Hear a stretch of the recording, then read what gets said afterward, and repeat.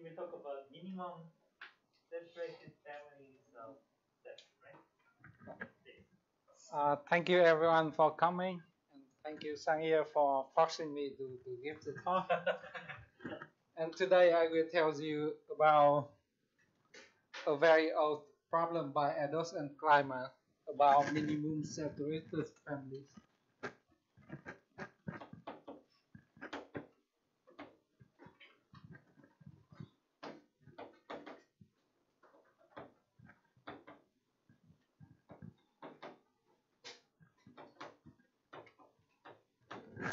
And everything I'm going to talk today is joint work with Mattia Buchis, Soham Lester,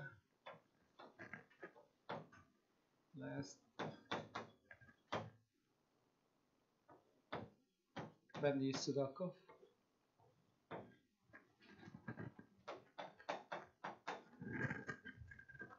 So what is a saturated family?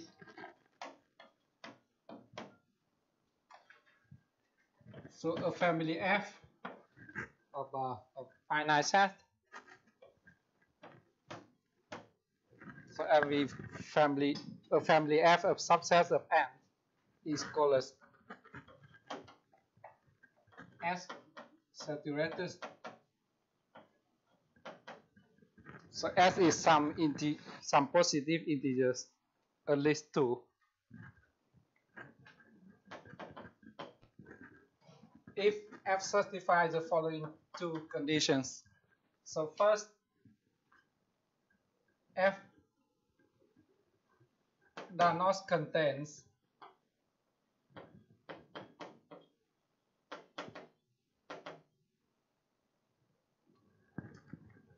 S pairwise disjoint set.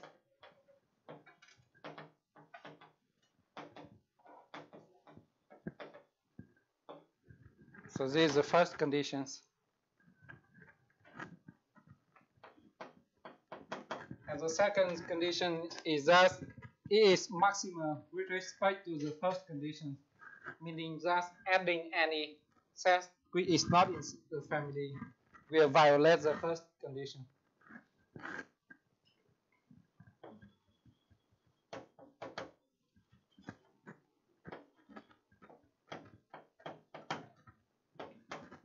The first conditions. So is the definition clear? So for example, okay, maybe before give you this example, I should mention that two saturated families are also called as maximal intersecting family, because the first condition is thus say that F is intersecting. The second condition says that F is maximal. So when S is 2, this says that F is maximal intersecting.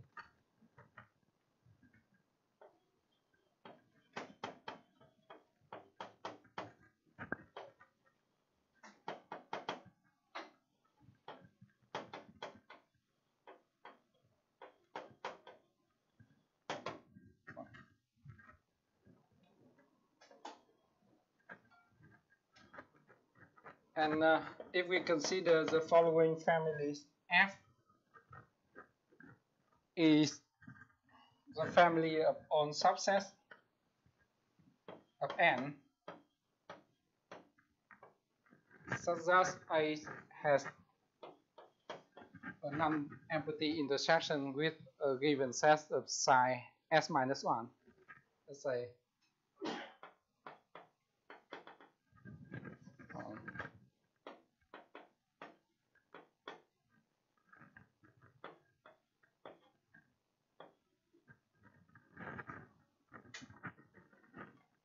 this family is S saturated.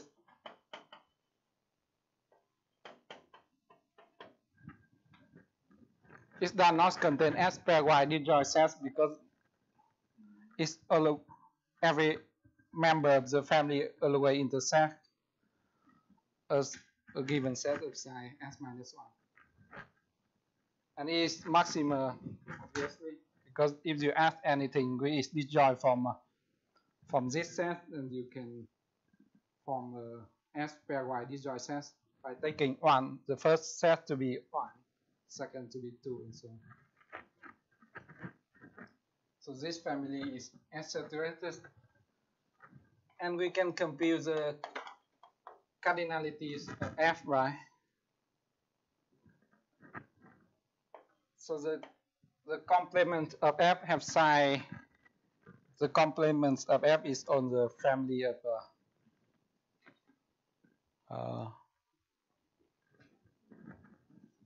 so the complement of F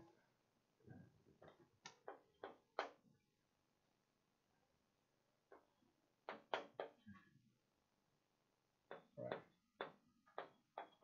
is also a family of on set A.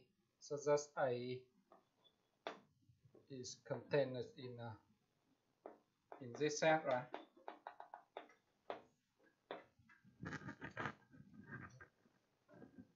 So this family has psi 2 to the n minus s plus 1. So F have psi 2 to the n minus this. Because here Fc is 2 to the n minus s plus 1.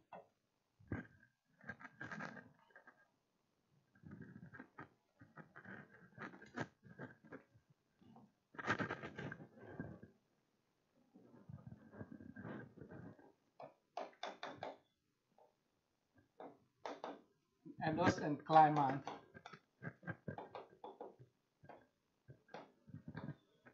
conjecture that every S-saturated family have psi. This gives a lower bound for every S-saturated families. So this is a conjecture from 74.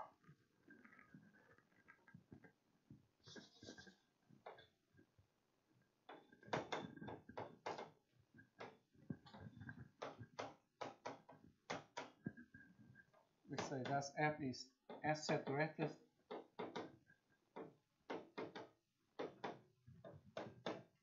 Then the cardinality of F is at least 2 to the n minus 2 to the n minus s plus 1. Or let's write, we can write it in this way: 1 minus 2 to the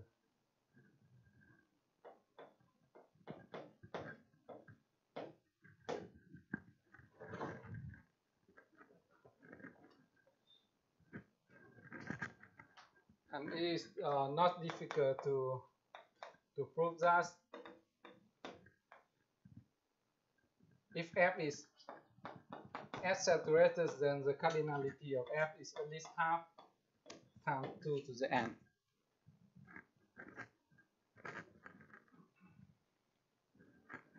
And the hint is that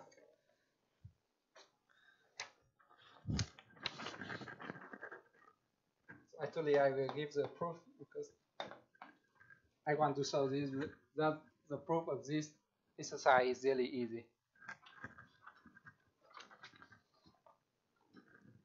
So we will prove that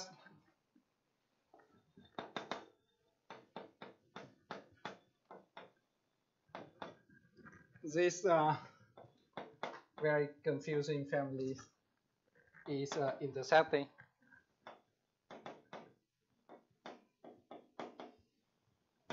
So this is the definition of F complement Fc, and F complement is F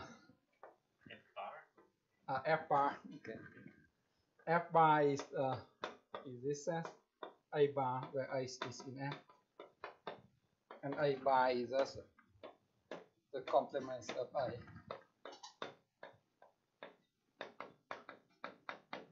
Okay. So we first take the complement, then we take the bar operator. And the claim is that this family is intersecting.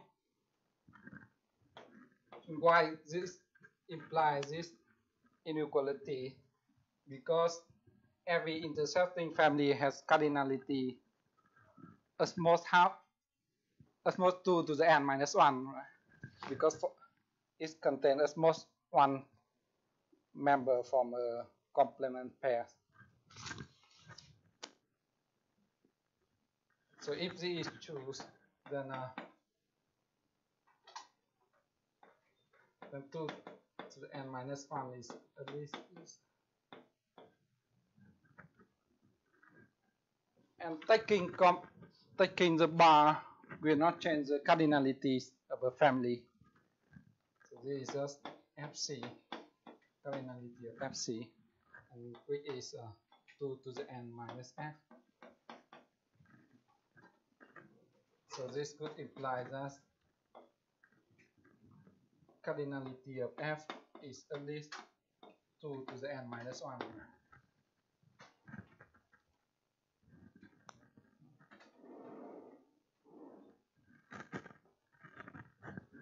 And I will prove this by picture. So we have, so what we need to prove that this family does not contain a disjoint pair. So let's say we have A bar and we have B bar. They are disjoint. A bar is in FC bar and B bar is in FC bar. So in other words, A is in FC, A is not in F. And because A is not in F, by the maximality, we can find I1, IS minus 1. Right? We are disjoint from A.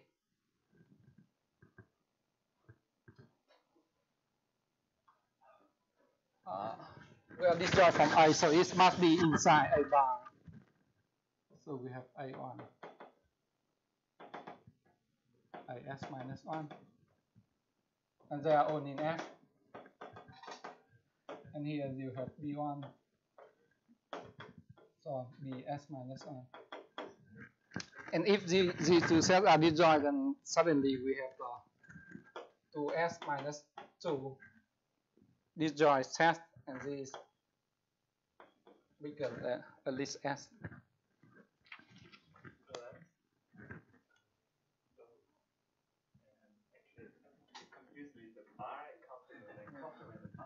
So this bar.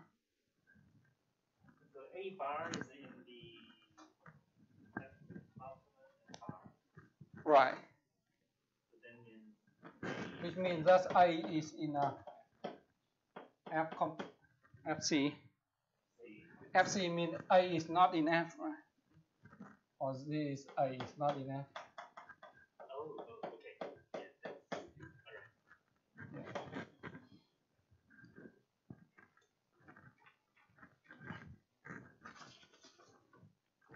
So we have proved this exercise.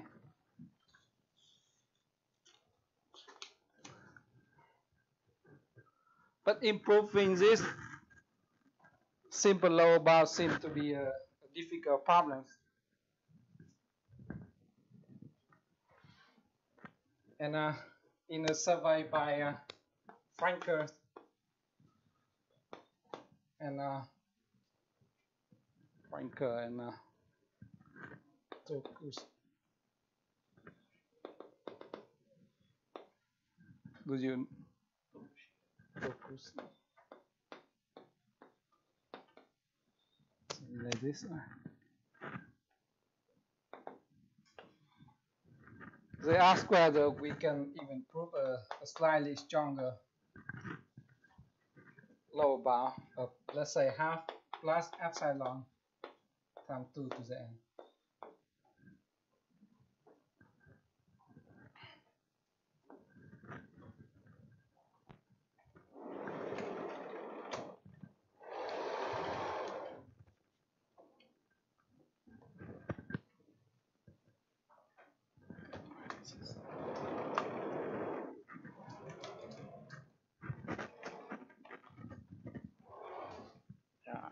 I'm not home enough.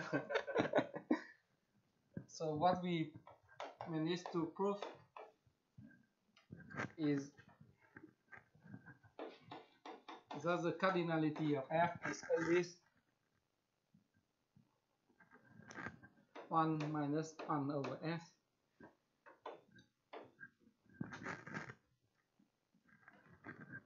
times 2 to the n.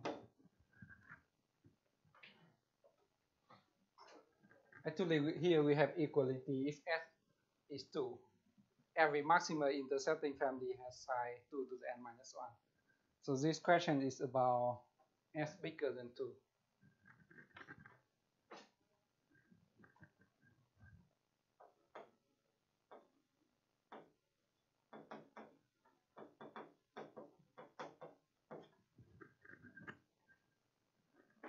Do you assume that n is sufficiently large, or is it? This is true for every n and every s.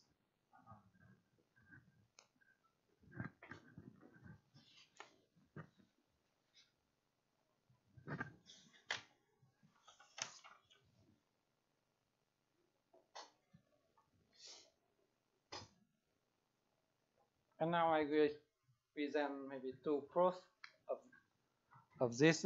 These are, if I have enough time, there are two very short proofs. So let's see how far can we go. So maybe I will only, for the first proof, I will only do it for s equal 3, and you can generalize to general s. So I will only prove for s equal 3 to give you some idea of the proof.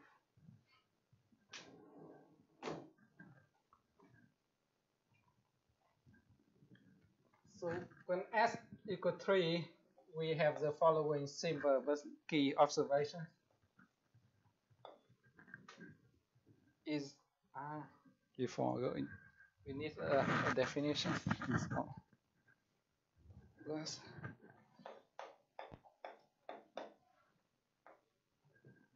so we have two increasing family.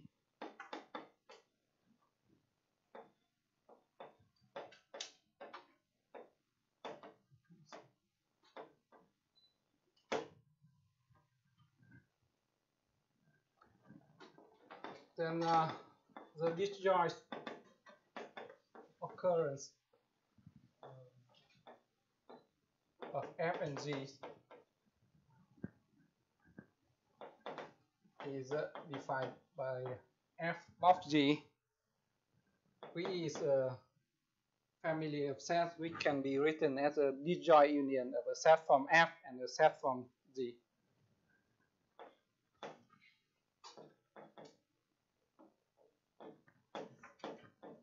There exists f in f, g in g, f g's are disjoint.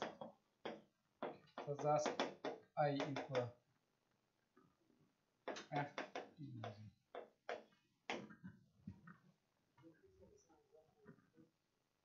Yeah, it's upward close.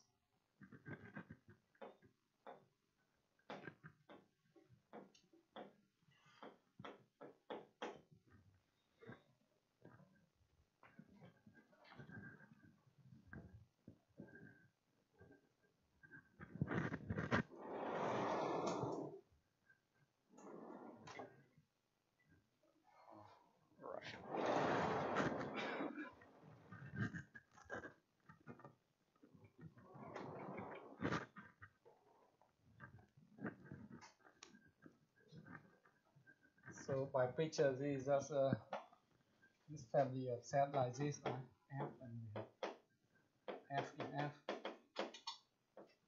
and here we have g's.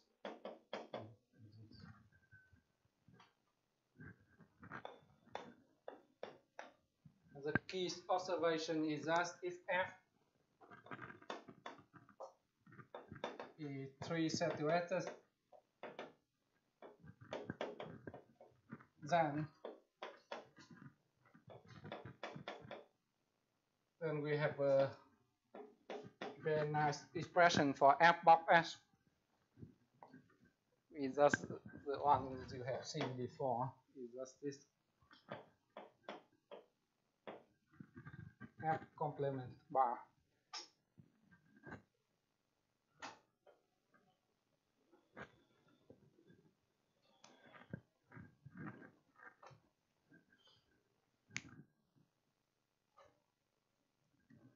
So why this is the case?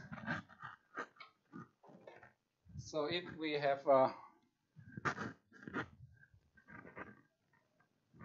let's say if we have a set in f box f, so we have f1, we have f2, right? So union of f1, f2 is an element of f box f, and we want to solve that is inside this set.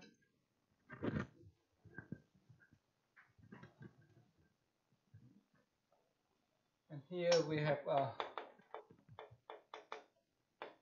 the complements of f1 union f2, and the three sets are disjoint, pairwise disjoint. So this set must not be in our family F, right?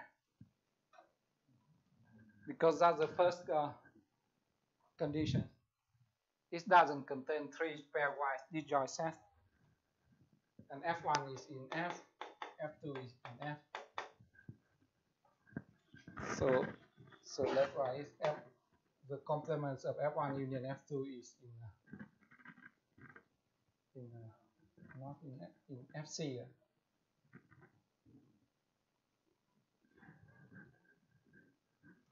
So taking the bar again, we get F1 union F2 is in FC bar.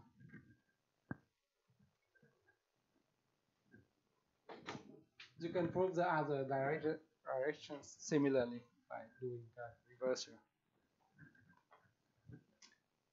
And maybe here I should make a remark that if F is saturated, then F is increasing.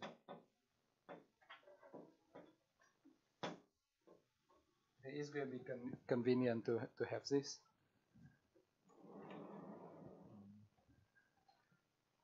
Because adding a new set will not violate the first condition.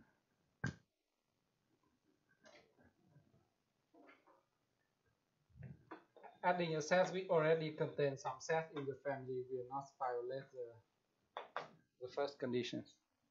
Because if there is another S minus 1 set which are disjoint from A prime, then they are also disjoint from A. So that's why F is increasing.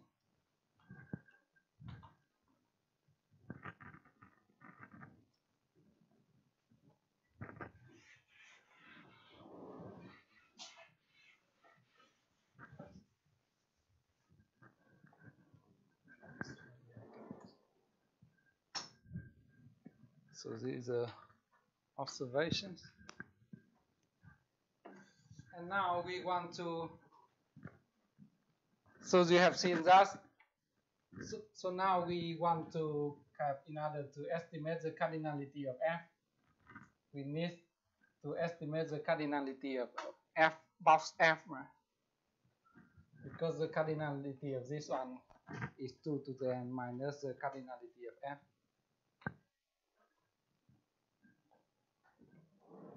And we can do this by using the so-called Van den Berg's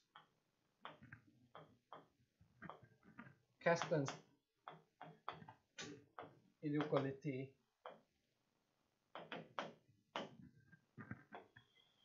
This is a very useful inequality in calculation theory. And it says that if we have two increasing family, and we use these notations, in 2 to the n, then the cardinality of f of g is as most the cardinality of f times the cardinality of g divided by 2 to the n.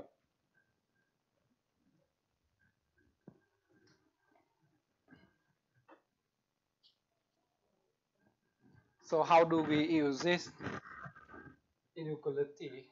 So we have just, we know that 2 to the n minus cardinality of f is the cardinality of this family over there. And by this observation is the cardinality of f box f.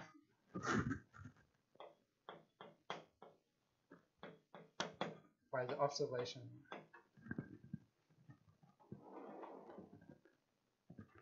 And now by this inequality we can upper bound this by f squared over 2 to the n. So from this we get some lower bound f. So f is at least minus 1 plus root of 5 over 2 times 2 to the n. So it's slightly bigger than half times 2 to the n because square root of 5 is bigger than 2. So this is 0. Okay, bigger than. But it's slightly smaller than 2 thirds times 2 to the n. But it already answers the questions of Frank and Toulouse. And how can we improve this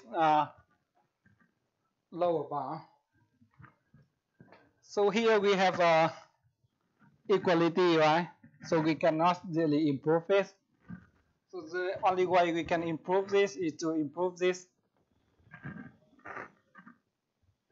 inequality, or in other words, we need to improve this Vandenberg-Casten inequality. And there is another result of Talagram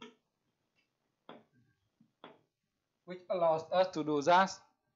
So under the same assumptions, FGs are increasing family in 2 to the n. Then instead of this upper bound, we have just the cardinality of f box g is as most f bar intersect g. And by the way, this one is stronger than this one because by the Gleiman correlation inequality, this quantity is small, is as most this quantity.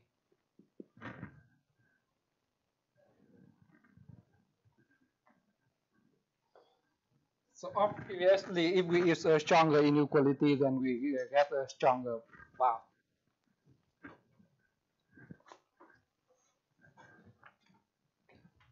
So we can use this. So we use the same, play the same game here. So we have,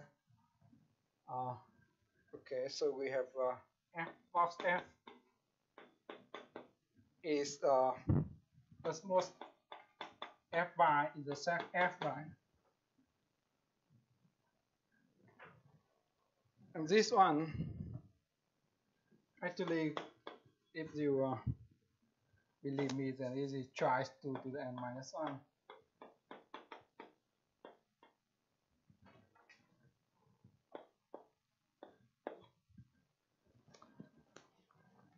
Okay, so for now, let's believe that we have this.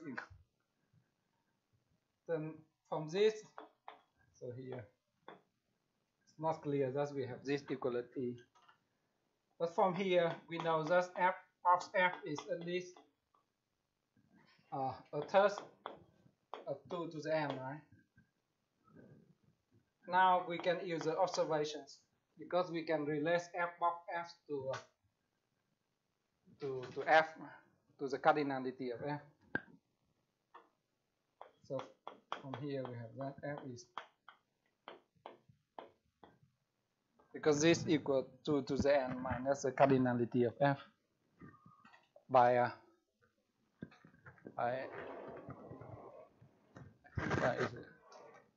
by these observations.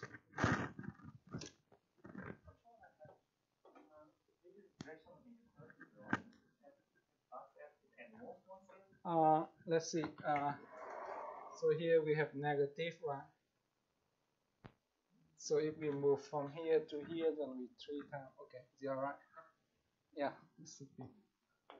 so it's almost a third time 2 to the n. So we refer. Then we get 1 minus a third is 2 thirds.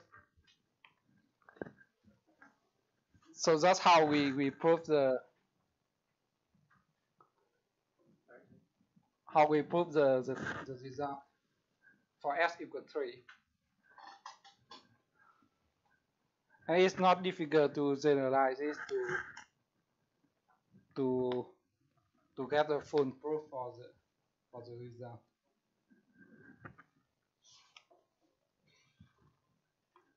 So now we have time for the maybe let's spend a few minutes to explain why we have this equality. Right? Let's fully understand this proof.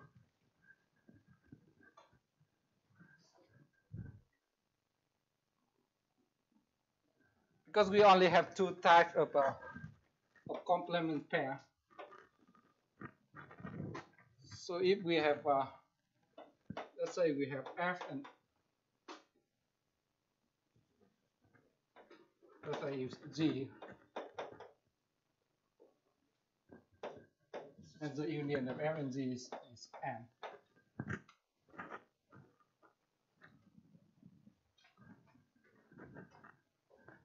Then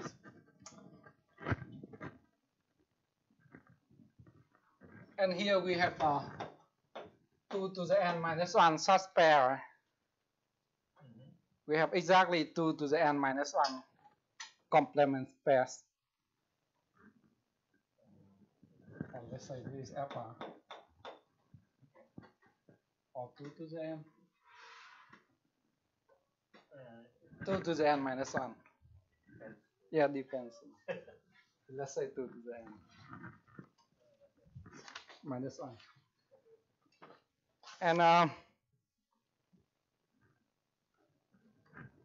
And we can have either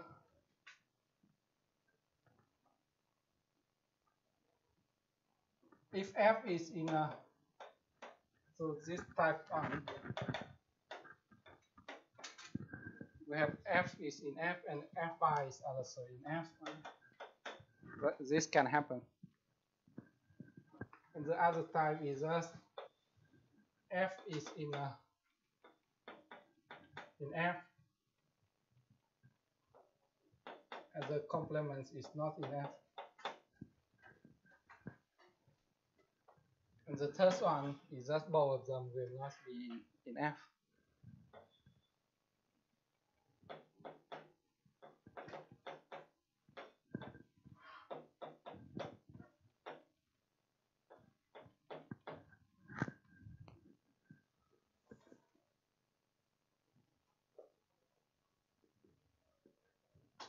But this case will not happen, because if f is not in f, then you can find 2 disjoint sets which are disjoint from f. Now let's say here we have another 2 disjoint sets, and now we have 4 disjoint sets in f. So this cannot happen.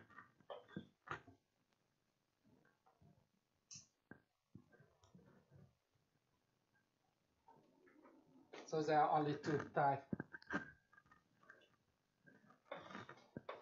And this corresponds to this just f box f, right? Is this f box?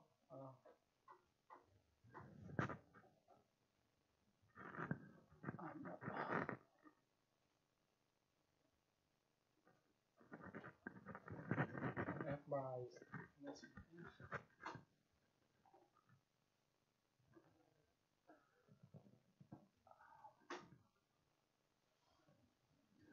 is correspond to, because F bar is not in F,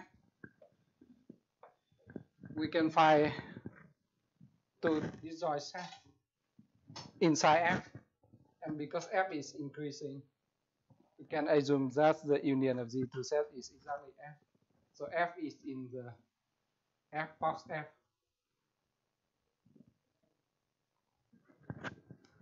So because of there are only two types, and in total there are 2 to the n minus 1.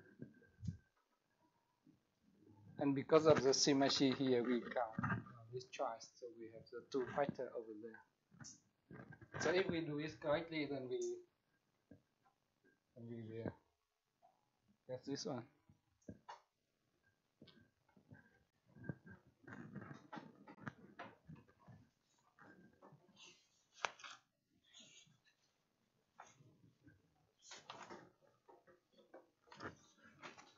And now, any questions about?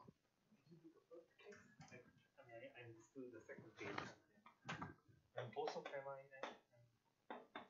So I claim that there are exactly 2 types of complement pairs. Either F and F bar are both in F, or F is in F, but F bar is not in F. The second type I understood. But what about the first type? The first type is The first type is complement cardinality. If bar intersects F. right. This corresponds to I see. Time step. And actually here we count choice. Yeah, because F and F bar has the same role, so here we choose count choice.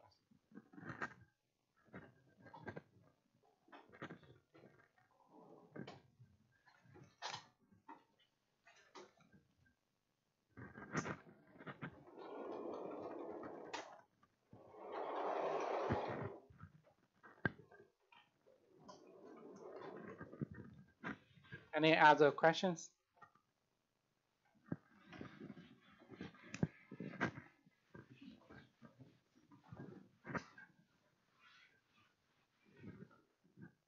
For the second proof, I actually will prove something a little bit stronger. Actually, the first proof can be adapted to this new setting as well, but I want to do that. So here we have, instead of a single family, I have S. I consider multipartite versions.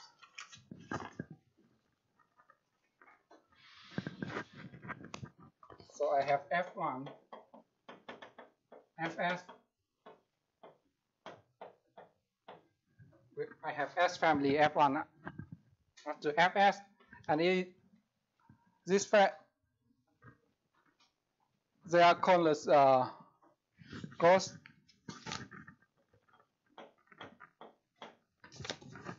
dependent.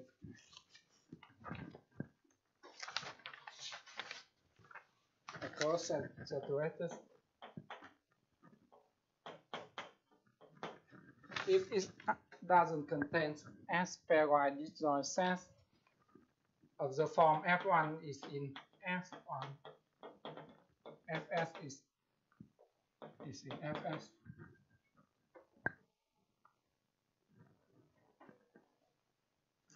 And the Fi is maximal.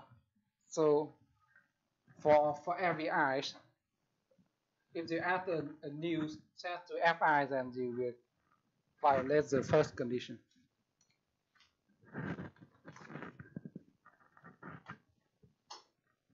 So here the second condition is that Fi is maximal with respect to the first condition for every I. Is the definition clear? So of course, if F1 and so on and Fs are the same, then we get the S saturated family.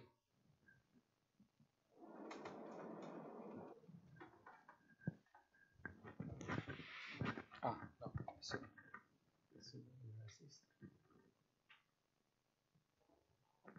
I was in F.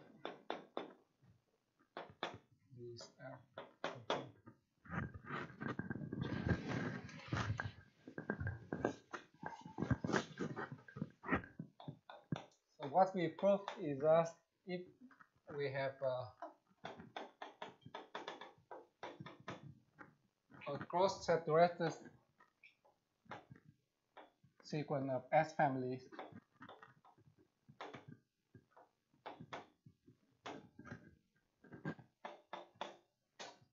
then the sum of the cardinality of the Fi's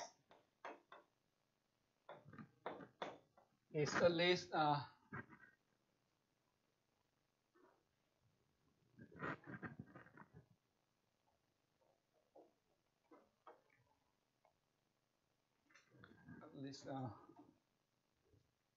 times 3 to the S times,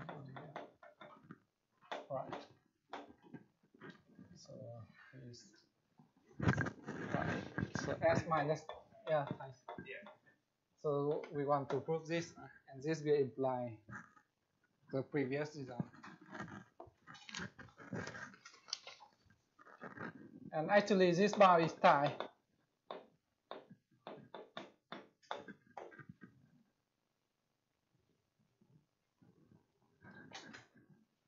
For example, for this family, F1 is empty. It doesn't contain any sense.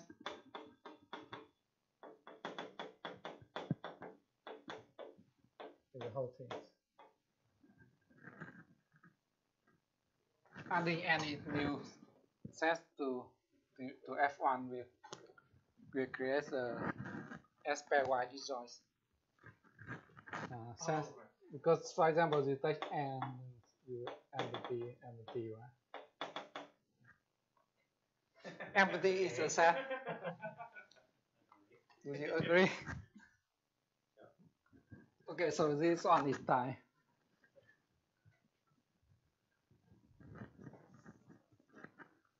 And how do we prove this?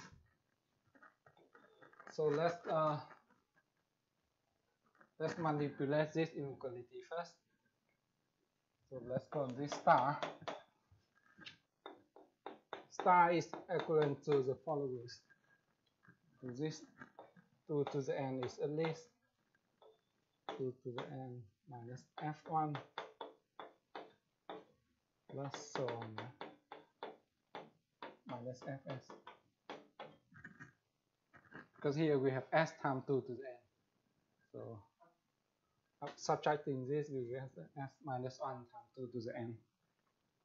And this equivalent to 2 to the n to be at least what is f1's it's difficult to f1c is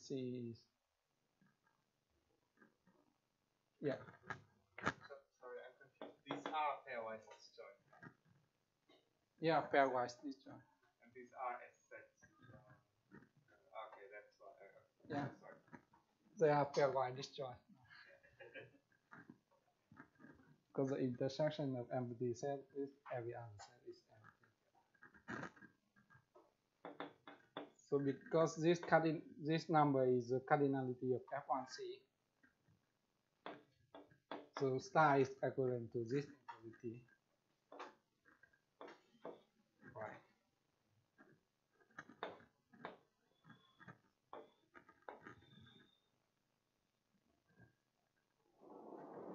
This suggests that we should use linear algebra to prove, because 2 to the n is dimensions of some vector space, and we want to embed want to construct as a vector subspace which are pairwise orthogonal, and they have dimensions f1 to c, so fi to c. So we will construct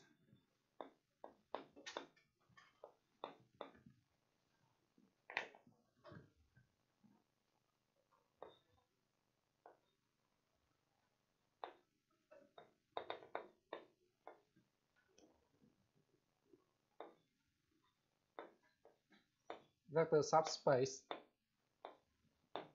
of the space upon functions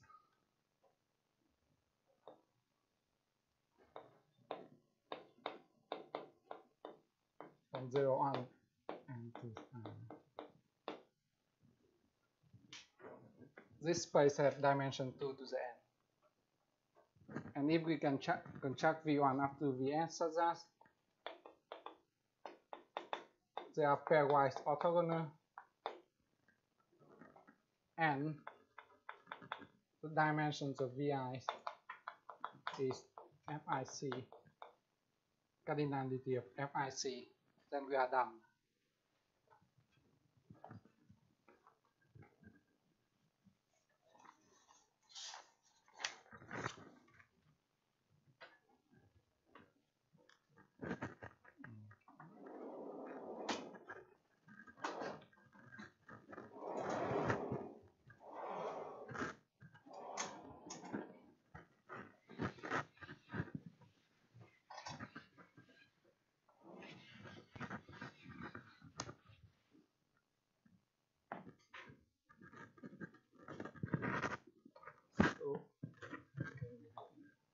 So V is the vector space of on functions from the discrete hypercube to R. Because this function is determined by 2 to the n numbers. The dimension of V is 2 to the n.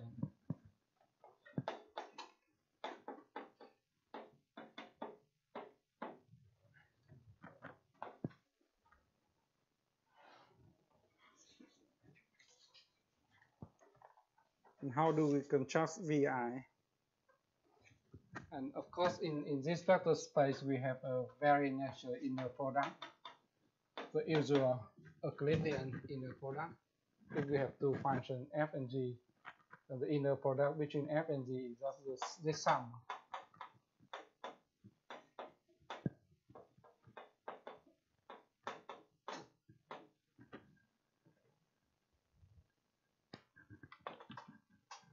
And now we will construct Vi. Now we fix I is in this sense.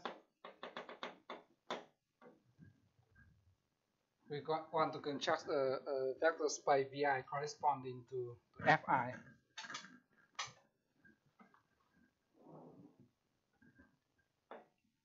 So now if we have a set I in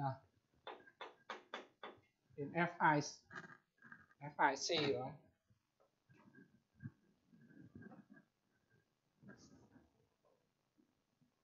We want to map it into a vector to a functions here. So what does this mean? I is in Fic.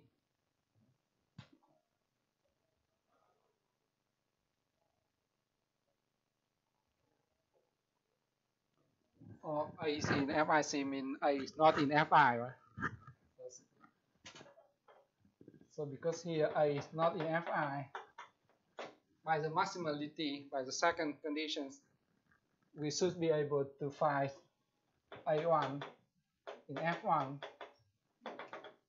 so on, I minus 1 in Fi minus 1, then Ai plus 1 in Fi plus 1, right?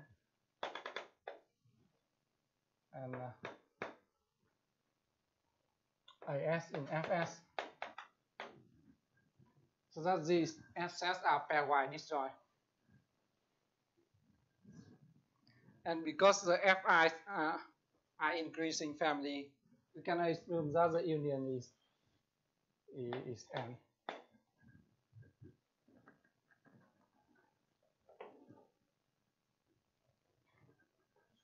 And I will denote this part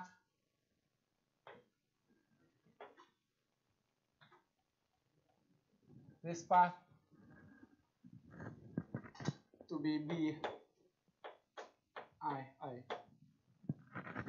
is just this index, and I is for the set I, and the union of I is And this part I denote by Ci. So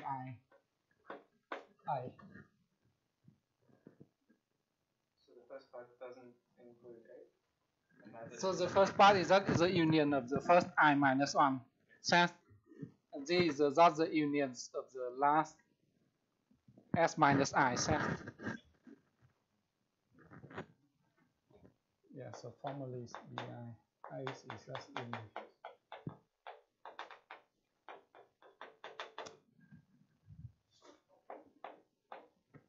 And CI is the union of AI plus 1.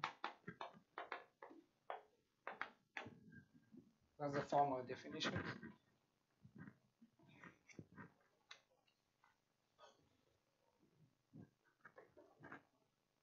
And now I map I to this function or this polynomial QIA of where QIA of X is just this product Xj. J is in BII times X J 1 minus J Xj. J is in CII.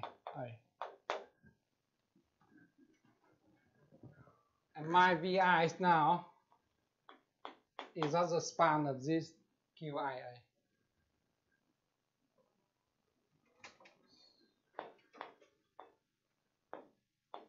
Sorry, what's exception? Is in.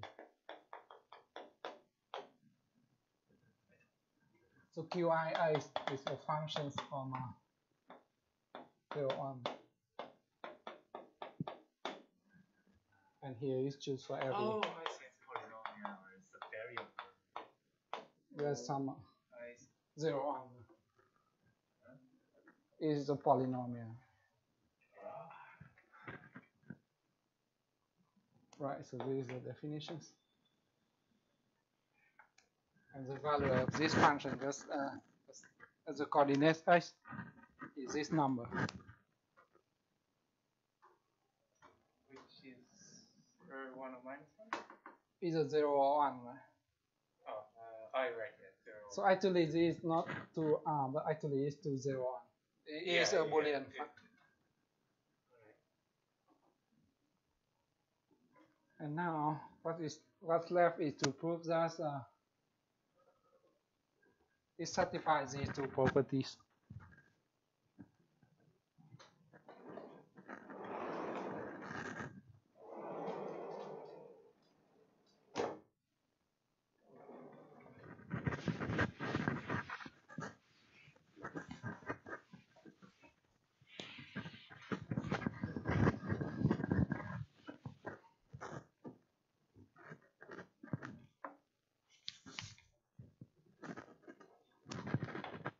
So we need to prove that. Let me repeat what we want to prove. So Vi and Vj are orthogonal for every I, different from J. Let's say I smaller than J. And secondly, the dimensions of Vi is that's the cardinality of this family.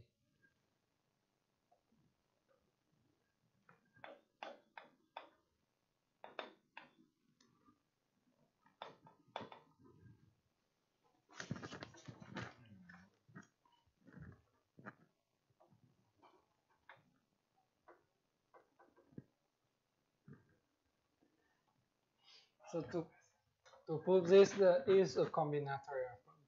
To prove this, we need to prove that for every need to prove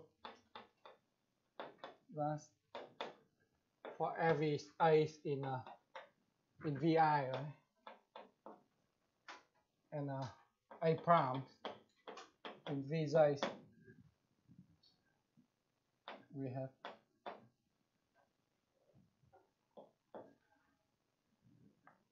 Q Q's I is orthogonal to Q's xi I prime as a vector. The A is in Fi complement, and the A prime is in Fa complement. Yeah.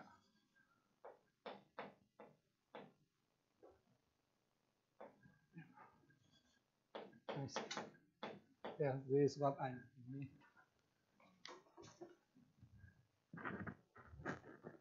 So how do we prove this? So remember that this, by the definition of the inner product, is just the sum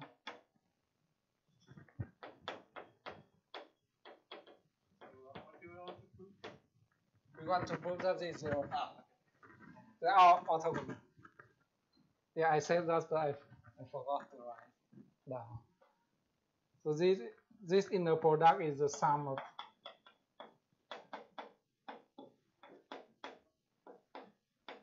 this product, right? And we want to prove that this is so we want to prove this is zero. And the number here are either 0 or 1, right? So in order to prove that this sum is 0, we only need to prove that they cannot simultaneously equal 1. That's the same coordinate.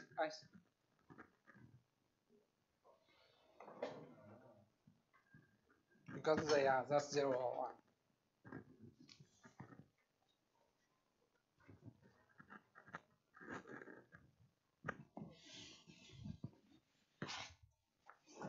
Yeah, I think I need maybe 5 more minutes to finish the proof.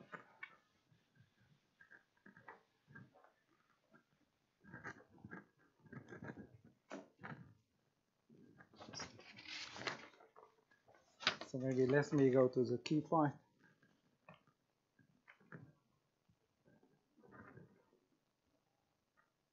So we have B is Bi of I. We need this in the definition of QII. C is CII. B prime is BII prime. As this.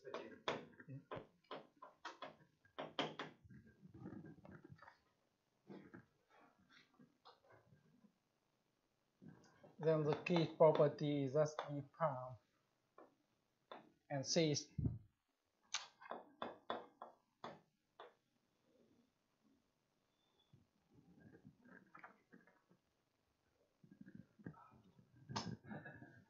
intercept.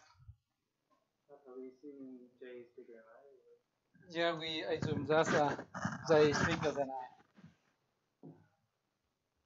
C prime is CJ. Actually, we don't need C prime for this step. But it would be true. But we It would be. yeah. It should be a C. Right. So why this choose? I will put this again by picture. So if they are disjoint, then here we have that picture. We have this picture. X1, and then here we have I, right? IC is bar of IC YC II plus 1, and here I have IS, and now I have somewhere here I have, let's say I have B is in FJC, right? And I have B1, Bz minus 1, and here I have Bz plus 1, so on Bs.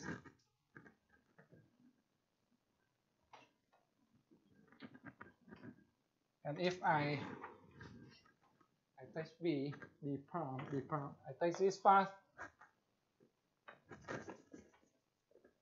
and I take the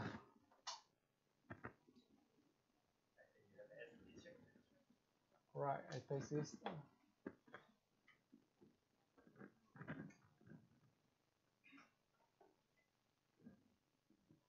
Let's see.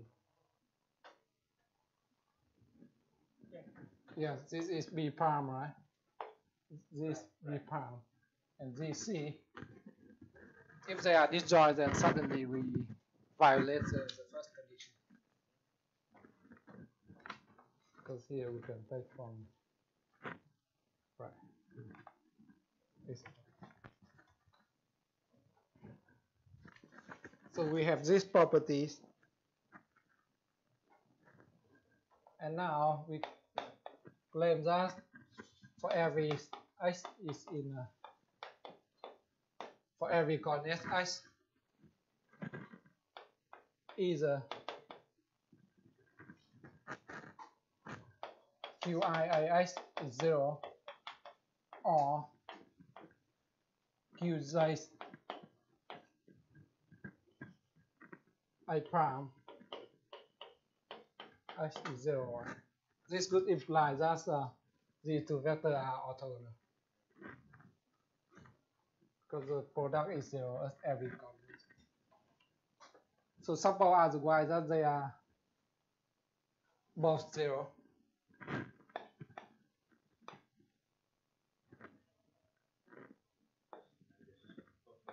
As they are non-zero.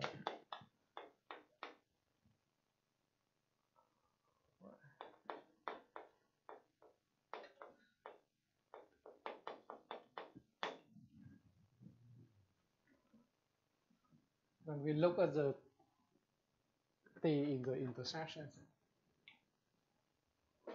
and we see that is impossible because this implies that ht is 0, but this implies that ht is 1 because the definition is just product of this number. If it's non-zero, all the numbers must be 1.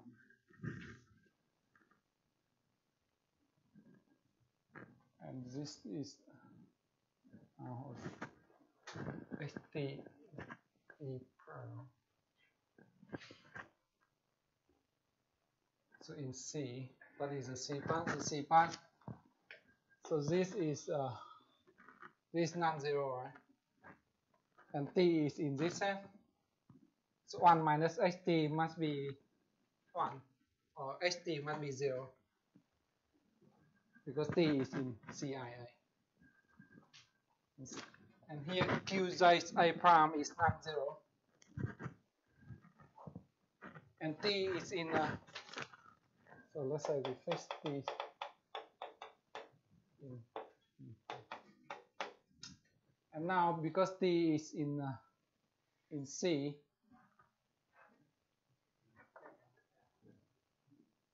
t is in no, now we is B prime, right? Yeah, t is in B prime, so it is in this part, and this part is non-zero, mean ht must be non-zero. So which means ht is 1. So these two cannot happen at the same time. So this proves the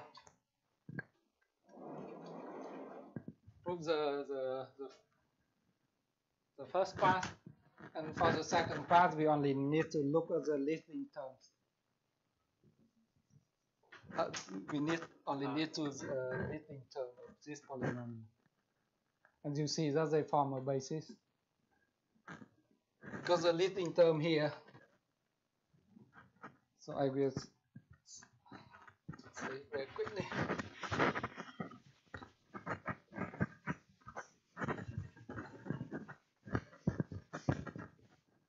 So the leading term, what is the leading term of qii? Now we view it as a polynomial. The leading term here is we have this product and this product. So we have product of xj in BII times the product of minus xj in CII. Right? If you forget about the sign, then this is just plus or minus 1 here. And here you have the xj is in BII union CII, right? With product of xj in I complement. And we know that this polynomial form a basis.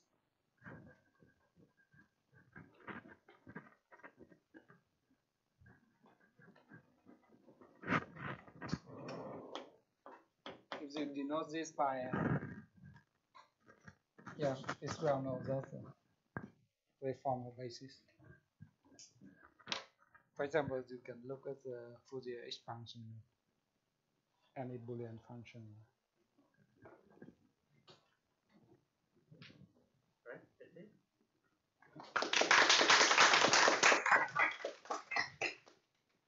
Thank you much. Questions?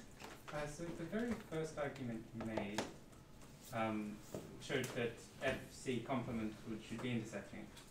Yeah. But I think basically the same argument would show also that every pair intersects in at least S minus 1 places. Does it? Because if you have, so if you suppose that they only intersect in S minus 2 places, then you find this these S minus 1 disjoint sets up here, and S minus 2 and S minus 1 disjoint sets down here, and one of these has to be disjoint from the one up here. Yeah, I should draw a picture. And Should draw it, yeah. So I guess this won't give as good a bounce. so this intersecting. So I want to say that it's not just intersecting, but every pair should intersect in at least M minus 1 places.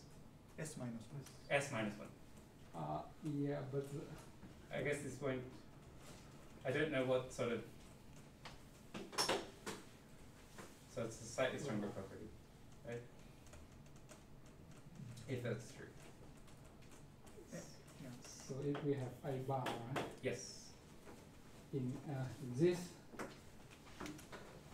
it means here we have a bar Yeah, A bar and B bar. in C bar, and here we have B bar. Yeah. And suppose that they share only S minus 2 points in common. 이렇게 생겼어. And because I is in I is not in F, right? Yes. We can find let's say here A, here B. We can find A1 is F minus 1, right? Yes. They are pairwise disjoint. Yes. And here we have B1, Bs minus 1. Yes. But the point is that only one of the things down the bottom, or at most S minus 2 of the things down the bottom can intersect the things at the top. Right. But there is no canonical way to associate I with this F minus 1 set. It doesn't. You take an arbitrary. Right, you right. take an arbitrary disjoint collection of S minus 1 set for each. But the point is that you can extend it to a collection of S disjoint sets now. Right. But I don't know how to use it to. So it just means that we can say that FC complement bar, so F complement bar should be a set such that pairwise they intersect in at least S minus 1 places, which I guess can only be I don't know what the bound is for that size of that set, but it's slightly better than slightly better than 2 to the n minus 1. Katona proved the exact maximal number of this, and it is some summation of some what? Right. The point is you start at some level above the middle level now, and then you take all the things Yes. from there up. So Really asymptotically, it's still 2 to the n minus Yeah, 1. it's not gonna get I don't. So what is the bound for this? So summation of J is equal to n over n plus k over 2 to the n, and the summation term is n choose j. Okay. I mean, it is quite complicated. And This If one you- particularly doesn't prove the Yeah, I think So it it doesn't doesn't even disprove show the It doesn't Yeah. disprove the convection. yeah. well, it doesn't give the epsilon improvement from. Yeah, Okay. That's what I was in, because I couldn't figure out what the bound on the standard was. Any other questions? So is there a more interesting tight, are there other tight examples for the cross-saturated family?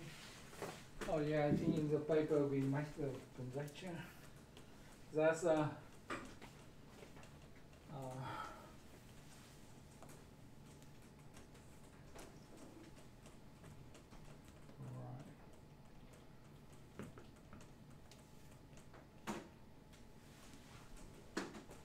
actually there is a family of for example for Your conjecture is that there is another example? so in the paper we give a family of example. So in the tightness of this term, and we believe that's the only.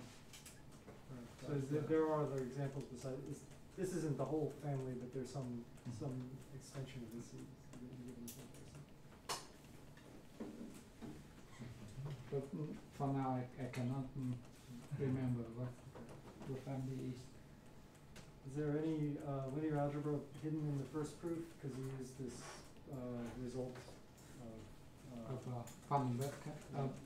Diagram. Okay, Talagram. the Talagram. Actually, as many proof by Talagram, you use induction on the dimensions.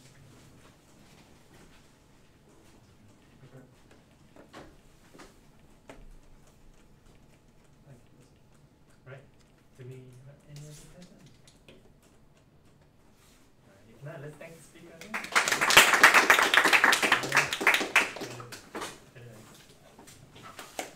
I may want to teach this. Cover the